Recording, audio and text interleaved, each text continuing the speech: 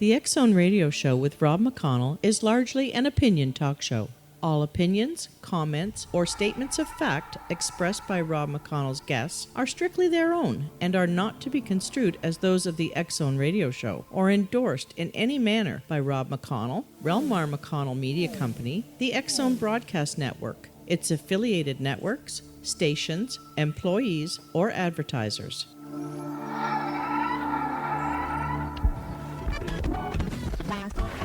All Hit Radio.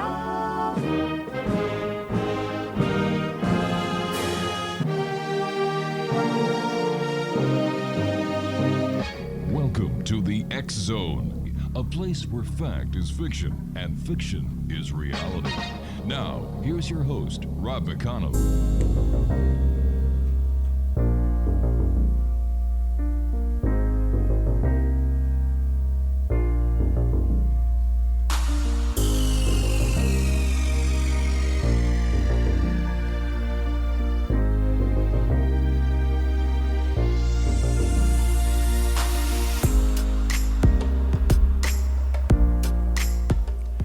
Welcome back to the X Zone, everyone. I am Rob McConnell, and we're coming to you from our broadcast center and studios in Hamilton, Ontario, Canada. If you'd like to send me an email, xzone at xzoneradiotv.com, on all social media sites, Xzone Radio TV. And for all the broadcasting and programming we have available for you 24/7, 365 on the X Zone Broadcast Network, visit www.xzbn.net. And for the X Zone TV show, well, this is where we gets a little complicated. On Simul TV, we are channel number 21, and that's www.simultv.com. But we're also on Jungo TV. We're also on Con TV. We're also on iLaunch throughout the United States and 50 other countries. And, of course, we're on, I just had it right there. Oh, Comcast. There you go. And every Tuesday at 9:30, right here in Hamilton on Cable 14. My guest this hour is Michel Deschamps. He's a former MUFON member and former provincial section director for Sudbury, Ontario. Since July 1974, he has had 27 separate UFO sightings, including 2 captured on video. He has appeared on numerous radio and television shows.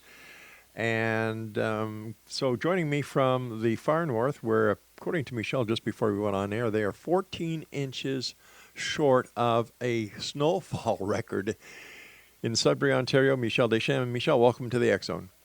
Thanks, Rob. Kind of cold up there, eh?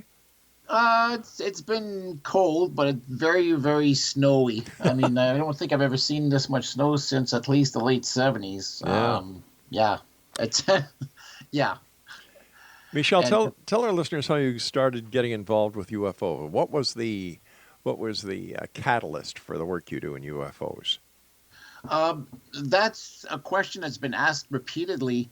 Sometimes I'm not sure if it was the interest that came first or the sighting. I had a sighting when I was age 9, but then that sighting wasn't confirmed until many, many years later.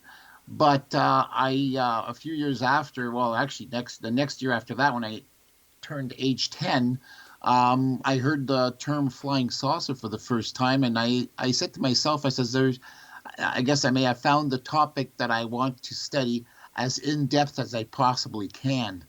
I was already involved in the paranormal. It seems that age 9 is a pivoting age for a lot of, whether you're a ghost investigator or UFO investigator or a Bigfoot investigator. Seems that age 9 is it seems to be the right age where everybody that seems to have gotten their start. And the sighting that I had when I was 9, it was a spherical metallic object hovering above treetop level. Now, you said that would it be fair to say that you started your journey because of your interest in the paranormal?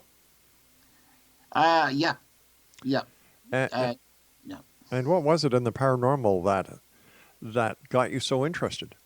Well, I came up with a lot of weird things that I would tell my mom, and my mom couldn't figure out where the hell it came from. I would say when I was young, I'd say I either wanted to be a priest or I wanted to be dead. And she said, "What?" I says, yeah, because death is a transition between one life state to another. It's the greatest journey you could ever undertake. And I blurted this out at age 8 or 9, and at that time also not long after, a TV show called Project UFO was on the air. Yeah. Like I said, I heard the term flying saucer, and I decided to specialize or mainly focus onto UFOs, but I also researched the Bermuda Triangle in depth, Virgin Mary apparition sightings, ghost sightings, Bigfoot, Loch Ness. I looked at everything since a very young age, but I decided to branch off into UFOs, not knowing that I was going to have that many sightings. Now, according to the information you sent us, you've had 27 separate UFO sightings. Yep. What do you attribute to the fact that you've had so many UFO sightings, and there are many people who have had none? First of all, I'm not a big sports fan, so I don't sit in front of the TV. I do watch a lot of TV shows and sci-fi. I grew up on sci-fi, as a matter of fact, ever since I saw the lunar landing live on television back in '69 when I was 5. And I don't watch sports. I'm not interested in anything but UFOs. And each time I would have a sighting, well, the sightings around here mostly, I think, are because of the mine sites. We had, well, I guess we're still considered the nickel capital of the world. But at one time, before they got bought out, we had the two large mining giants in the world. We had Falconbridge Limited and Inco. And a lot of the sightings seem to have gravitated around all the mine sites, not just here in Sudbury, but up in Timmins, Kirkland Lake, North Bay, of course, which is has a military base, or had a military base, an extensive one in the 50s. That is about almost 2 hours east of here. And so for different areas, it depends what the magnet is for UFOs. In Blind River, it's the nuclear refinery formerly known as the El Dorado Nuclear Refinery, but now it's called Systems Management Facility. Very, very nonchalant name for something that produces radioactive pellets for Chalk River and Deep River nuclear power plants. And so they have UFO sightings there because of that. And oddly enough, in Blind River, too, J. Allen Hynek had a camp there, has a camp. His family has a camp. And he actually had coined that area one of the primary hotspots of UFO sightings in Ontario, Lake de Borgne, Blind River area. Here in Sudbury, it's the mine sites, and there's been a lot of reported sightings. Actually, there was a sighting of a black triangular object not too long ago over Garson Mine, or the town of Garson, just about at the same time that a rock burst or an earthquake took place, about maybe 2.5 to 3 weeks ago now. Is it possible that that what you're actually witnessing up there are a lot of new military aircraft? No, there's no use for the military to be here. I've been seeing these things like way before even drones came into existence. And also, during each sighting that I've had, which in appearance they all seem to be different, I would study the behavior, not just gawk at the sighting and say, "Ooh, wow, UFO." I would actually study the behavior, because I knew at some point in time this would be a point of argument for people saying, "Well, how can you claim to be a self-trained or self-taught observer and know what the UFOs behave like?" I knew it had to be something. I'm really meticulous when it comes to attention to detail, especially when it comes to UFOs. And so I studied each and every sighting in detail, watched how they moved, how they came into to my line of sight, how they left the area. And I'm pretty sure with my gut instincts that I'm right on the money. Military devices, we've seen. I've collected several pictures of what the different military drones that are in existence, whether they're water drones or air, air drones of any kind, whether they're shaped like small planes, unmanned small planes that actually go in really fast to take photographs over some enemy country and then come back.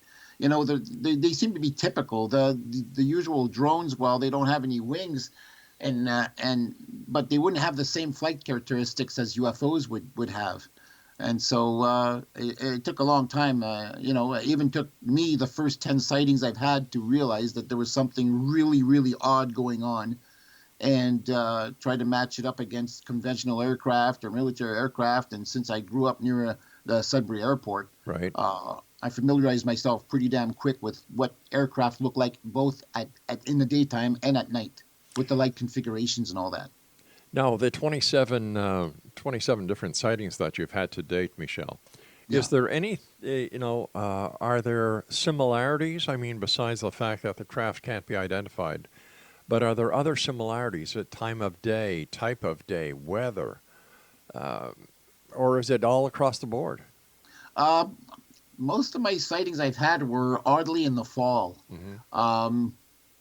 Even the one landing physical trace case that I investigated had taken place in September, but I hadn't gotten there until the following June. All right, Michel, we're going to have a bit of a cliffhanger here because I have to take my first break.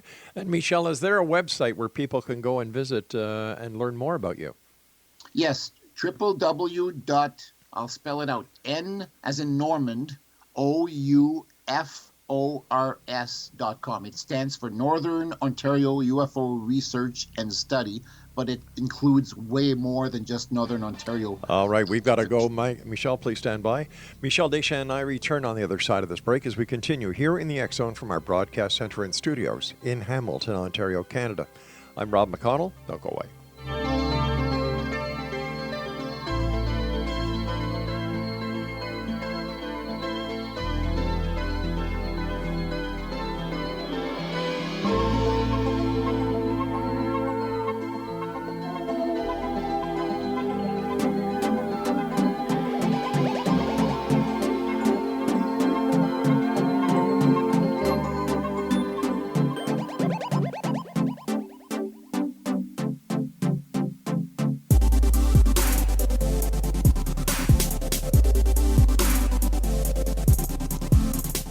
Michel Deschamps is my special guest this hour, Exonation. His website is www.noufors.com. And Michel, before we went to the break, you were telling us about a landing with trace evidence that you investigated. Tell us about that rather very interesting event.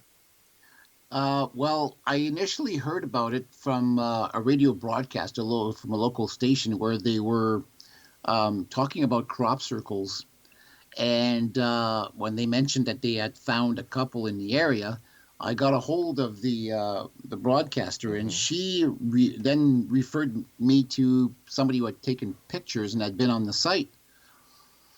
When I met the person, all he gave me was a strip of negatives, and I couldn't really make out what was on the photo until I had the pictures developed. Right. And then right away I knew I wasn't looking at crop circles. This was something on hard surface with a layer of gravel, where the gravel had been blown away, leaving two, I guess you could call them indentations. The area is a solid surface of limestone, about 80 to 90 feet in diameter, completely surrounded by trees, mind you, and not visible at all from the main road at this location on Manitoulin Island. And the gravel was blown away, leaving these two donut-shaped indentations. So after talking to Ted Phillips, who is the leading authority on physical trace cases, turns out there was two small objects that actually landed next to each other. Maybe one was assisting the other. We don't know. The only report I have of lights in the sky was this man named Keith Misselbrook, who lived nearby. He's passed away by now. And he had a breathing problem, and he was awake at 4 o'clock in the morning going to get water at his sink, and he looked out the window and saw two lights descending side by side. The area itself is a quarter mile away from the main road, and people would say, well, maybe it's a hoax or whatever. Well, if it's a hoax, I would have placed it right next to the road where there would have been well-traveled traffic. Sure. But to be in the woods where it was, it just didn't make any sense. Was it a clearing in the woods where this was found? Yeah. And how big would you say this area was where the gravel was basically blown away from? The two circles seem to be between 6 to 9 feet in diameter. with the gravel, a mound of gravel in the middle.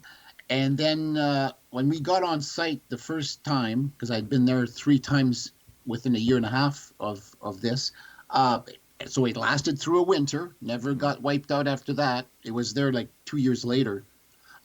It looked like there was dried cake, like mud, dried mud, that was in the circle. But then the gravel itself, you could not remove it from the limestone surface unless you used a scraper. I found that really weird. There's no no residue there, that no glue, nothing that would indicate that it was glued to the surface of the limestone, but yet it was.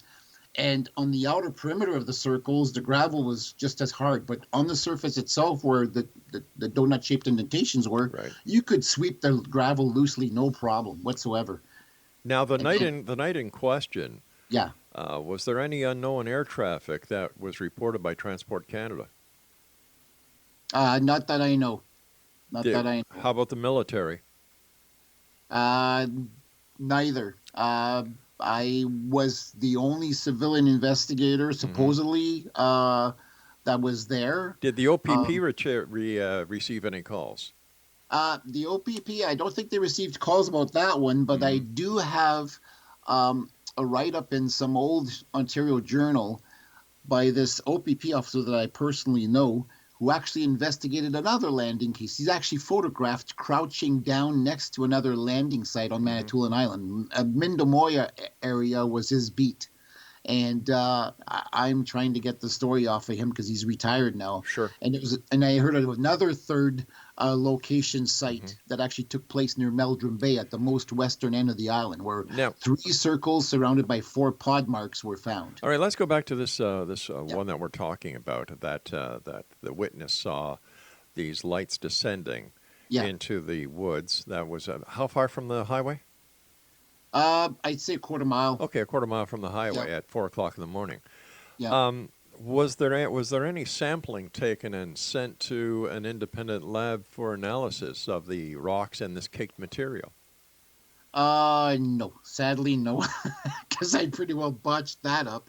It was my first time ever. It took a while before we even found the site. And then even the guy that I was with, who was not very reliable, had called in my provincial director at that time, because I was with MUFON.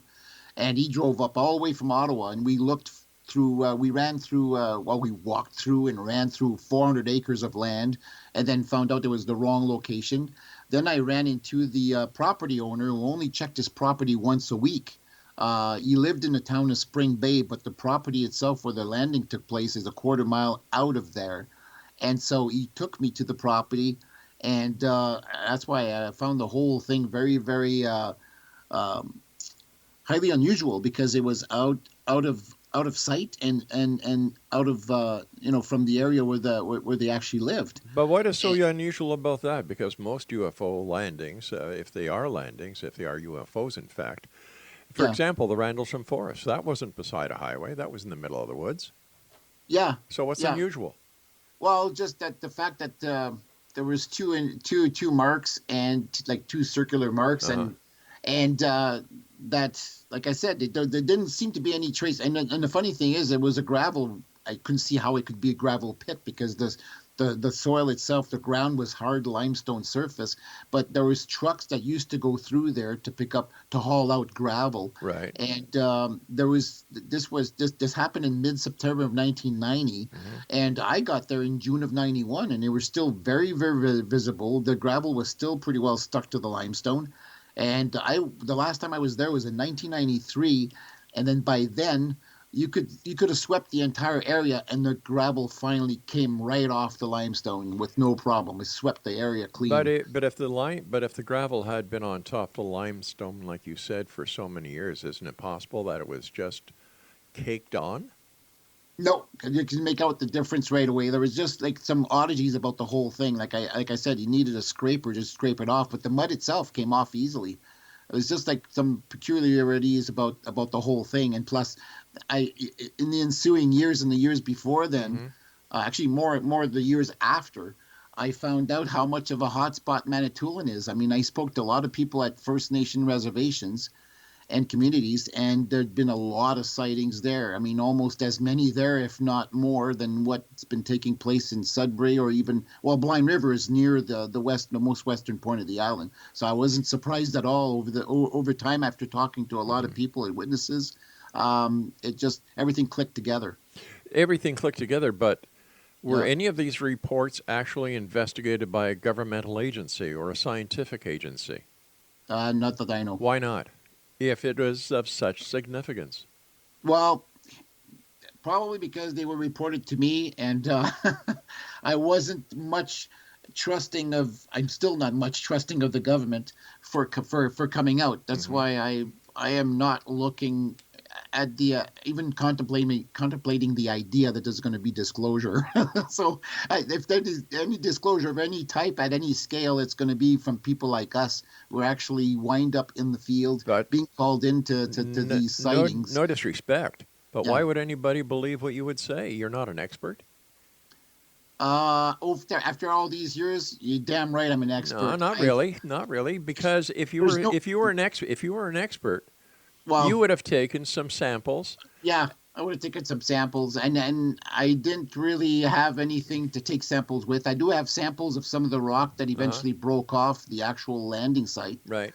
but never got them tested. Is it possible we that checked for radiation using compasses, but nothing really spun out of normal. Okay, but did it ever occur to somebody that may have been a helicopter that landed?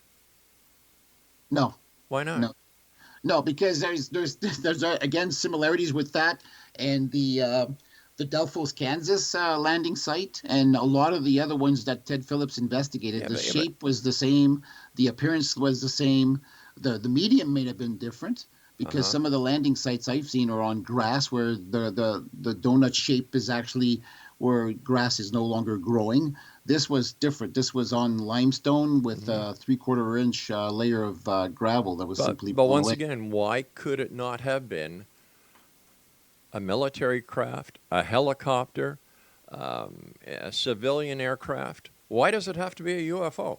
Because it's private property, and Yeah. the clearing itself is too with the trees around there. It would not have been a place where a helicopter would have dared to land. And it was private property as well, and with traffic going through there, it just doesn't make any sense. It's like people trying to say that the military is flying over here, going on joyrides, being reported as UFOs, when there's no point of the militry being up here. But on the same course of thought, Yeah. just because it doesn't make sense doesn't mean it isn't so. You've got to check out all your leads when doing an investigation, not selective leads. We'll be back on the other side of this commercial break as we continue here in the X Zone from our broadcast center and studios in Hamilton, Ontario, Canada. Don't forget, X Zone Nation, you can get your complimentary copy of the X Chronicles newspaper at www.xchroniclesnewspaper.com. And if you're interested in finding out who's who in the world of the paranormal and parapsychology, New Age, metaphysics, and so on, in your area, just go to www.xzdd, wait a second, X Zone directory, xzdww.net. I'm Rob McConnell. This is the X Zone. Don't go away.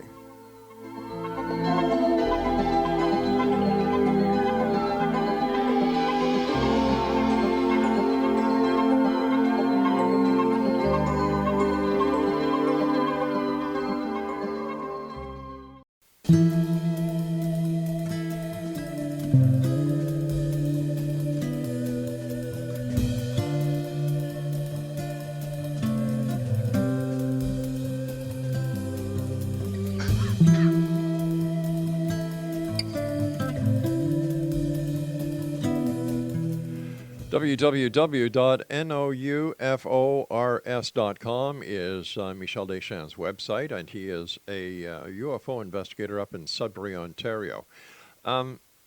Just getting back to the site, it concerns me that when UFO researchers go investigate a site, they miss asking the authorities, like, for example, a call to air traffic control or to Transport Canada, did you have any unknown traffic in this area? Yes or no? The Ontario Provincial Police, local municipal police forces, the Canadian Armed Forces. Why not ask these people? They're the experts. Yeah, at that time I didn't think about that. Oh, I see. Even when I had my sighting in 1992, that I was able to call. But now I wouldn't even know where to call now to find out. Let's say, what is the cloud ceiling, or Well, that's easy enough. some Environment places, Canada. You go on their Yeah. website, or you can go to 24-hour radar track and get all the information there. Yeah, well, I have that on my cell phone now too. Yeah. But some of this stuff came into being after sort of botching things Sure. up, and then learning by trial and error. What do you think about the fact that the Canadian government no longer wants anything to do with UFOs? That what they've done is they've tossed it over to Chris Rutowski. I'm not so sure that he gets everything, including the juicy cases. I'd be surprised if he gets like the good radar cases, or any. Well, God forbid any landing would actually still take place, because for some odd reason the UFOs seem to have gone on to do something else, because this is no longer the heydays of UFO car encounters or abductions. Is the only thing that seems to happen in the occasional sighting. But when you go back through the 40s and 50s and 60s, the sightings used to take place all the time. And we're talking close encounters where they're swooping down at cars. Well, it seems that all these UFO sightings have kind of petered off ever since the advent of everyone having a camera. Well, maybe the aliens know that we have or those maybe a lot of these UFO sightings were made up. After talking to a lot of people, you can tell from looking in their eyes that they. I've had people come up and try to pull the wool over my eyes, and I can tell a bullshitter a mile away. Yeah, do you want to watch your language, please? Oh, sorry. Thank you. But you know what I mean? It's just after many times of seeing something, yeah, maybe I'm biased towards UFOs, but I still won't jump right away. Some people assume that I will call something a UFO within seconds of watching it. I won't just do that. I'll watch it for an hour. If it takes 2 hours, winter depending, because I'm not going to freeze my butt outside looking at something. But are you telling me that you've actually had sightings that have lasted up to 2 hours? No, the longest one was probably a good 20 minutes, maybe. Because I saw it from the three different vantage points. And that was the one near the old abandoned radar base, which no longer exists. Isn't that rather unusual for anyone to have a sighting that lasts that long? Not really, I don't think. I haven't counted on my hands like how many people have had sightings that exceeded an hour, but there have been people that have seen things that are pretty close to that long, that length of time. Earlier, you were saying that you've learned how to be a trained observer, and that you've been able to observe, with credibility, some of the 27 UFOs that you yourself have experienced and sighted. I asked you earlier, and I think we got sidetracked, about the behavior of all these UFOs. Did they all look alike? Did they all? No. Some of the stuff some of the UFOs. That's the thing that I'm trying to argue against. People saying, "Oh, it's a drone." So this is before drone times, before drones came into existence, and plus, I don't know of any drone that we're piloting that is an actual source of light. Like, what keeps it afloat? What makes it work? Like, if you don't have any props on it, you don't have any wings on it, and it's a light source.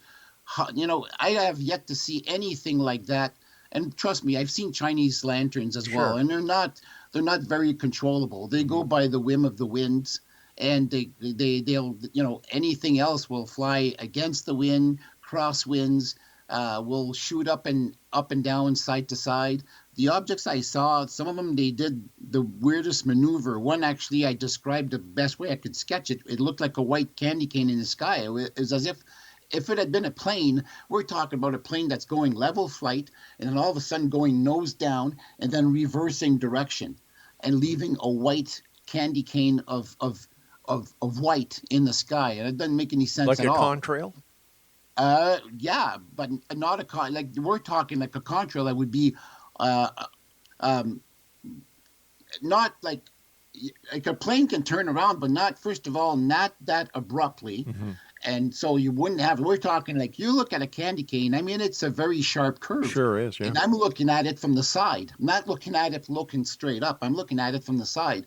So a plane taking a nosedive and then completely reversing itself while flying upside down would be the best direction. That would be the best explanation to say that's what this did. If there was a plane, it's a plane that flew level flight, right side up, nose down, and then reverse direction, but was flying upside down. It doesn't make any sense at all. It that was doesn't, one object no. that I saw. All right, but once again, let me ask you some very basic questions. Were you the only person to witness this? Apparently, yes. Okay, so there were no reports made to Transport Canada, the Ontario Provincial Police, or anywhere else. A lot of the sightings, sadly, I had no witnesses whatsoever, and it's I've seen the craziest stuff in broad daylight too at work, and I couldn't leave work to follow the thing with my camera, or even to go and get a camera. Right. But I would just watch this thing. It was a beautiful disc. One other sighting was this beautiful disc with whatever was coming off of it. Was it a mist or whatever? It was almost like fishtailing behind this disc, and I watched that thing for 15 minutes until it was a little cotton ball in the sky. We're talking broad daylight. And I caught it like mid-flight. If I had looked to the northwest, I would have seen it coming in. But I was outside taking the snow off the cars at the dealership I was working at the time, and never had it. My camera was a 110 camera. It's a simple 110, and if I had left it in the glove compartment, we're talking winter, the camera could have froze and not worked properly. And I didn't want to risk losing my job for running off on my 15-minute break or whatever I was doing outside just to photograph. That's one of the biggest arguments I get too. How come the UFO pictures are not ever clear? I said, well, you're talking about a light source at night. You can't make out what's behind it producing the light. And in the daytime, if it's an oval, a white oval, I mean, since when do we fly white oval shaped objects? I don't know of anything like that. The more recent video taken by a cell phone was taken broad daylight by people who were snow shoveling in Blind River. And my perception is that this thing seemed to be at 6,000 feet altitude, 6 to 7 miles away from the eyes of the people who were filming it with a cell phone. Because you can make out it's an oval shape. If it had been a plane, you would have seen shadows where the wings jut out. You would have seen the tail fin at that distance. But all you could see is a little oval passing right below the moon in a beautiful blue sky, broad daylight. And that's my assumption. Maybe people will accuse me, well, how can you be sure it's not at 20,000 feet? Well, first of all, you're looking almost horizontally. You're not looking straight up. I've seen planes at 35,000 feet. I've seen planes at 29,000 feet. And I've seen planes at 6,000 feet. And I photographed all of them to show the difference of what they look like in comparison to these UFOs that some people occasionally get a good shot of. But it's rare. It's becoming rarer now. That's why even I'm now left to go back and just stick with the old cases of the 40s, 50s, and 60s, because now people can play with these digital photos, CGI, whatever, and you can't trust anybody unless you know the actual photographer. I've had Ken Klingbeil's a good friend of mine who's photographed some amazing things with the most vivid colors that you can't find on aircraft, even drones. And I trust his photographs. But other than that, I don't trust anything that's modern. I mean, you'd have to have something literally land in front of you and be sure that it's not man-made or military in order to say, yeah, I've seen one. But I'm left to just becoming an archivist now. I'll investigate occasionally, but it's too much wear and tear on the vehicle if you're going down dirt roads. And maybe a lot of sightings will go unreported that way, officially or unofficially. If people are still not made up their minds that we have an alien presence on their planet, then there's a big problem. Why? And I'm already way past that. Why? How can you say that? You once again, you're a believer. Not everybody's a believer. I'm a knower. When you see UFOs, belief is based on faith and not having to have seen. I have seen, therefore I know. I don't believe. All right, but do you know for a fact that they're UFOs from another planet? Yeah. How do you know that for a fact?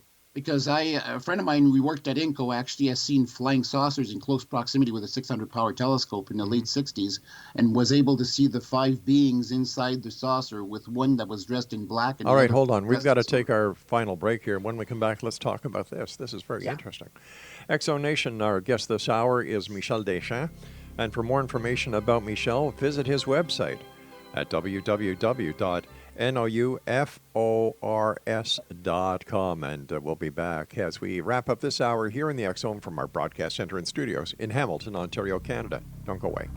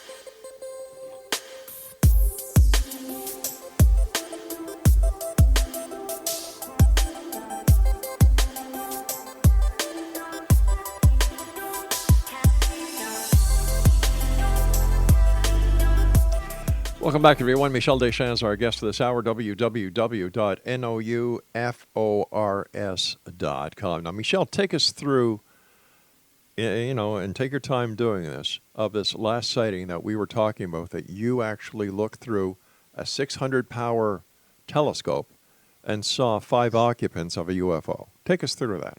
No, that wasn't my sighting. Oh, I see. Yeah, but the recording of this man's multiple first-hand, second-hand, and third-hand stories. He was a tradesperson, a master welder at INCO. Okay.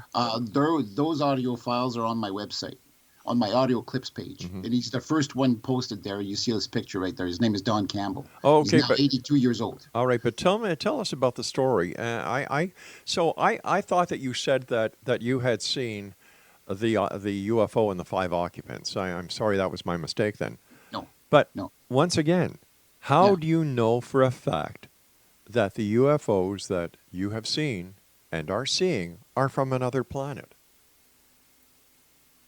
I guess you could say I use my gut instincts, because I've looked at these things, like I said, the 27 sightings, and I've read other reports too. I've gathered as much as I could from other people and their source of information and put them all on the website, so it's just one-stop shopping kind of thing. Okay. I guess.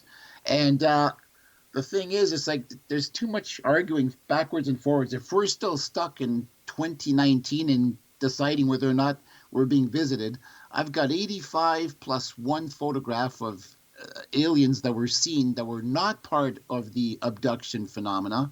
And I've had to separate those from the ones that are the repeat offenders, as I call them, the ones that are always seen and reported by the abductees themselves. It's to show that there's at least the U.S. military says they've classified 52 species. I've classified 85 plus 1. Wait a sec. Hold on here. Yeah. Who in the U.S. military has ever said on the record that there are any species of extraterrestrials? Yeah, Clifford Stone has said that the military has classified 52 species. Just because he says it doesn't mean it's true. Well, I've got sketches of 85 species, so whether they're being cataloged by the military, I don't know. All right, but once again, it all comes down to credibility. This entire UFO scenario comes down to credibility. What you want to believe, what is fact. Now, just because somebody draws a sketch of an extraterrestrial and says, "Hey, Michel, I was abducted by this kind of person," do you just take that and say, "Okay, yeah, we'll add this to the pile"? Isn't that what they always do? What does the military do with it? Well, why are we being? For instance, what is the NSA doing with all the data they're collecting off of our cell phone? What the hell is it for? Like, it's none of my. Listen, if you have nothing to hide, you have nothing to fear. I personally don't care what Big Brother wants to check me out, because go right ahead. Like everybody gets upset because This person has this information. This person has this information. They are getting it through nefarious means. Well, as soon as you go to the gas station and you buy gas with either your credit card or your debit card, there's a record. There's a record because of a passport. You've got a record because of your OHIP card, your driver's license, and the list goes on and on and on and on. Big deal. If you've got nothing to hide from anyone, you've got nothing to fear. When I start hearing people say, well, you know, Big Brother's this, that, and the other thing, to me, that raises a red flag, because what are you hiding? What don't you want people to know? So this is getting back to the UFO scenario. Yeah. Where a lot of people are making a lot of claims that they cannot substantiate. And like you yourself have said, UFO sightings are down. Mainstream media laughs at UFO reports. This entire thing with Tic Tac. Yeah. You know, that once again, this is something that is laughable. And yet there are those people out there who believe in their heart of hearts, for some unknown reason, that it's a spacecraft from another planet. Oh, because of the way it behaved. Yep. Look at the timeline of when this video came out. The video was released by the military after the Russians said they had a hypersonic weapon that could easily be undetected by the U.S. government and the U.S. forces. All of a sudden, the military releases this Tic Tac footage, which many members of the military have said on and off the record that it is our very own hypersonic weapon, hypersonic vehicle. Just as much to say to the Russians, ha, we've got one too, so there you go.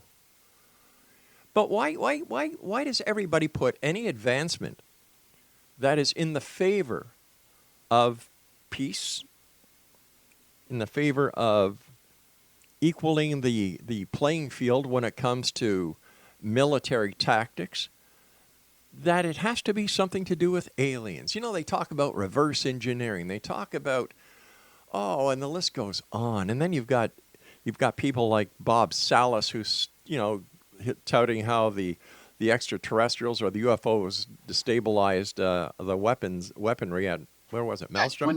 10 to 20 missiles. Yeah, but he doesn't tell the other side of the story, where the co-commander sitting beside him, when he first heard about what Salas was saying, said, what the hell is he talking about? That never happened. So where does the public believe? Where do we put our faith? Do we put our faith in a bunch of people who have been caught lying, or do we put our faith in the people who are protecting us? That's the question. It comes to a point of credibility. Nobody's protecting us. Oh, come on. Nobody's protecting us. Come on. The military couldn't care less about letting UFOs. You know what? Well, that's because they're not there. I don't even believe that they can back engineer technology that's possibly 1 million years old. That's because they're not there, Michel. It's nice to think that there's UFOs. Maybe you've seen one. I don't know. I wasn't there. But I'm telling you, when push comes to shove, what are you going to do? Call for an alien? Or you're going to call the military, you're going to call the police, you're going to call for help. Because as sure as God is my judge in heaven, there's no codes like 911 to call an alien, but there is for the police, there is for first responders, and God forbid, in case of an attack, the military would be there for us. So once again, the question is, where do you put your faith? Do you put it in something that very few see?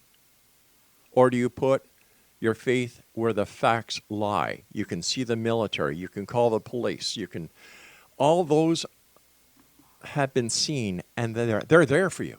They're there for you. They don't care what time of day it is or night or where you are. They'll be there to help you once that call comes in.